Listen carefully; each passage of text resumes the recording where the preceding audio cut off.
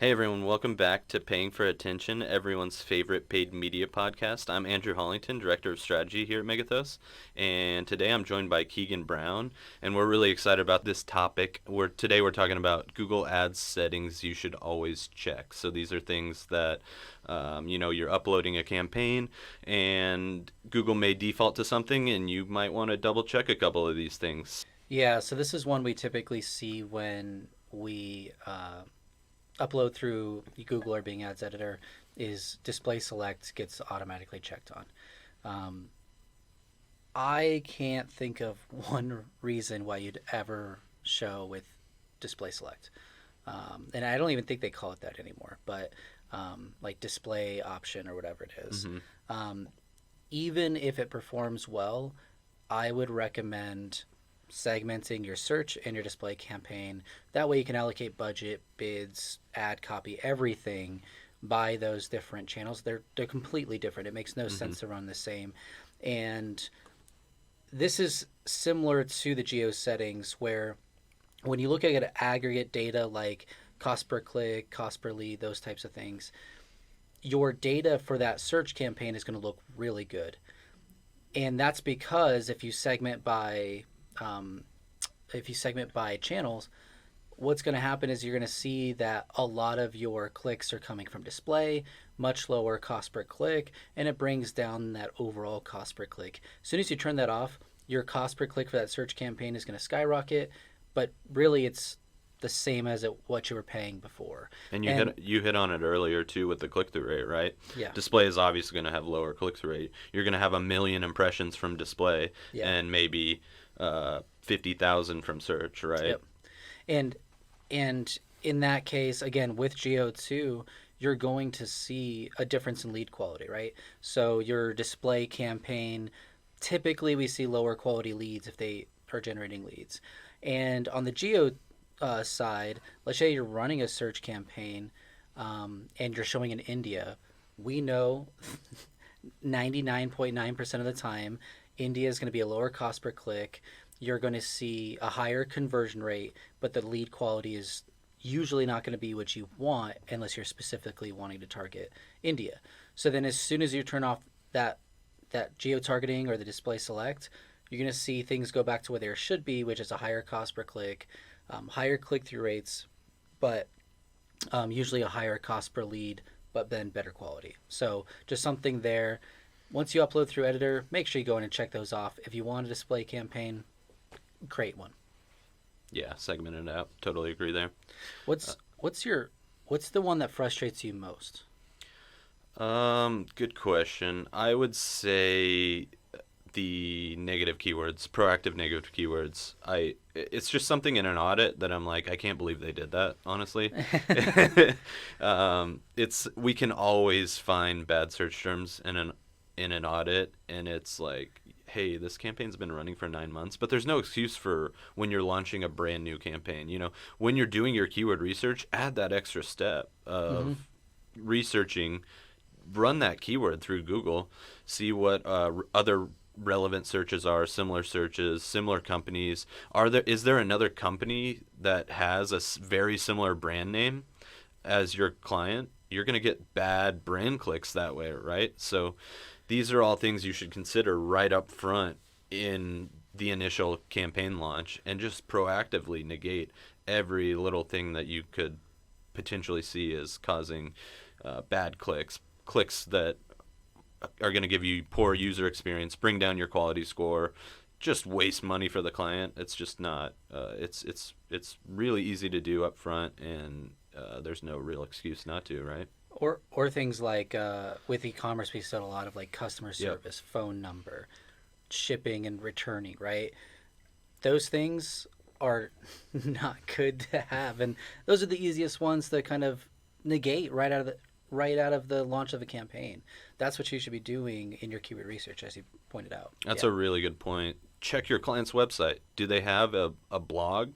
Do you want to send traffic there? Probably not, unless you're running a awareness top of funnel campaign. But negate blog, negate articles. Those are very easy. Do they have a client portal where clients can log in Mm-hmm. and make their payments? Negate payment. Login. Uh, Login portal.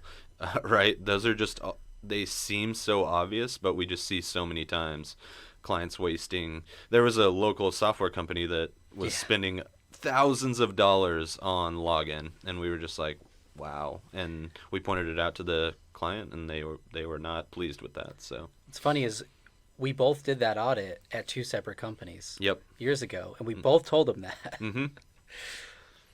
Yeah, crazy. Another one I wanted to touch on quickly is bidding strategies. It's one to be cognizant of if you're not putting thought into a bidding strategy up front. Why, right? Um, and the thing to be cognizant of there is Google's pushing us to smart bidding strategies. That's great. They do work pretty well if you have the data. I'm not fully against those, right? But if you start a campaign with maximized conversions as the bidding strategy, Google doesn't have enough data, right? It's going to take some time to learn. You could spend $200-$300 when your CPA is 20. Your goal CPA is 20 without getting a conversion because Google doesn't know what good clicks are, bad clicks are yet because there's no historical conversion data, right? So if you're launching a new service, a new campaign, I would not recommend starting with maximized conversions or something conversion based like Target CPA. Definitely start either manual or maximize clicks. Something that you have control of over bids. Honestly, manual is probably the best. Do some keyword research, see what the historical CPCs are. Start with a. I typically like to start conservative and see what I get right up front if I'm not in a rush to get data, and start from there so that I'm not wasting a ton of money up front. What do you think about kind of bidding strategies up front? Yeah, I think that's smart. Especially as Google loosens up match types. What we see again, you spoke to proactive negative keywords, and I think, of course, you need to do that, but we can't think of everything, right? So, especially if you're using broad or phrase match keywords, but now even exact match, if you start off a campaign with, uh, maximize conversions, you might be spending a lot of money on searches you do not want to spend on. So, I'd be very careful if you are going to use uh, a uh, a automated bidding strategy right out of the gate, limiting it to a handful of keywords, maybe exact match, a lot of negative keywords, um, and really watching it up close. For the first few days at least. That's the only way I'm going to start a campaign with an automated bidding strategy, and one that I you didn't mention, but I would highly recommend not doing a maximize conversions or maximize clicks is a brand campaign. Brand campaigns are important, but almost always what we see with automated bidding strategies on brand campaigns is you're just paying twice as much for a click. You're getting the same results in terms of conversion rate, sales, and all that. So really your return ad spend is actually half, or your cost per lead is going to be double. So definitely something there I would stay away from on brand. And if you're going to use automated bidding strategies, limit yourself, be smart, use manual where you have more potential for bad search queries or lower performance based on top or bottom of keywords, match types, those types of things. What are your? I'm gonna throw a loop in here. What are your thoughts on if a client says, "I have unlimited budget. Mm-hmm. I want to go after. I want to dominate this search for this group of keywords or my brand." What are your thoughts on target impression share? Is that a decent place to start if a client has unlimited budget? I would say almost no client actually has unlimited budget, so I would question them there because we do hear that. Yeah, I feel like every 6 months we have a client or two of the last decade that's been like, "Oh, I have an unlimited budget. We'll spend as much as we can on these keywords." I don't know. We always try to say, "Hey, these are the risks of doing that. You're going to pay a very high cost per click. You might not perform as well as you're expecting. I think you're underestimating the cost that this is going to have to your campaigns." Once we go through all of that and they say, "I don't care, let's just say I have 100 grand to spend on this," okay, looking at it, target impression share, not a bad idea. Um, you, especially if the client is urgent with it, I would still rather start manual CPC, build up, and then measure every couple days, look at uh, top impression share and absolute top impression Yeah. share. But if they're really adamant about being top position for a handful of keywords, target impression share is not a bad one. I've seen it work decently well in terms of getting that target impression share. It's those conversion rates and goals that the client's really looking at.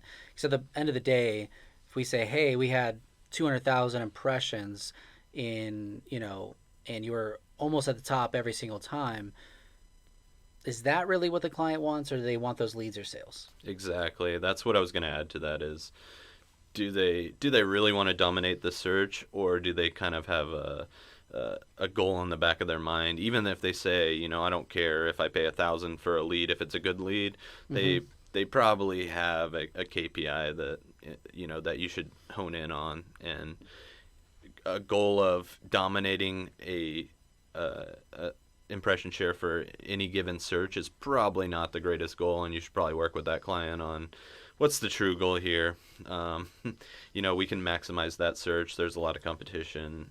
Here's what we recommend, right? Here's how I recommend lowering CPC by making the landing page more relevant, or something like that, right? Instead. Yeah. But hey, I think we've taken a good chunk of time. We have a ton more. I think we should probably do a part two of this one if you're down. Yeah. It's one of my favorite topics because we see a lot. We audit a lot of accounts, honestly, and it's like you said, it gets frustrating when you see these things over and over and over. And we're telling clients this over and over and over. And if they're an owner, they're highly invested in their brand, they're going to have an emotional reaction to this. Mm-hmm. So it's an easy way to lose clients, right?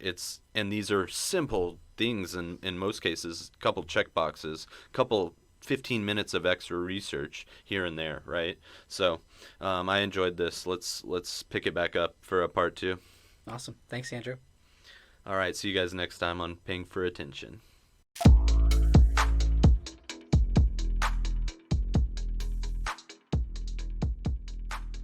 Mute me.